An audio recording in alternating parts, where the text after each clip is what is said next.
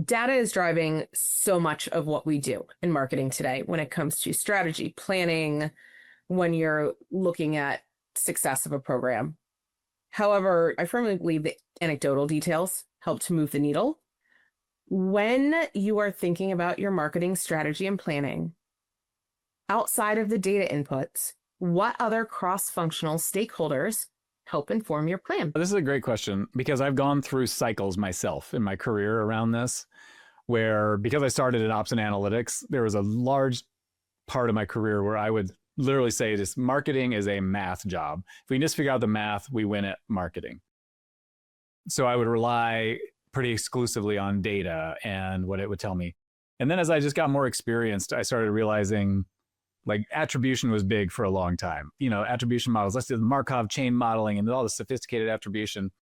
And you get that done and you put all this time and effort into it, and you realize this is no better than just like looking at first touch and last touch attribution. You know, you're like, I'm not getting any more insights, and I just spent half a year and $250,000 building this attribution platform, which is a true story, which I did do that at Tableau, and didn't have anything to really speak for it. You know, hired college professors in Markov chain modeling, and just I was hell bent on we're gonna solve this problem, and we didn't. And I think just as I got more experience in my career, more things under my belt, I just started realizing gut and intuition is just as important as data in these things.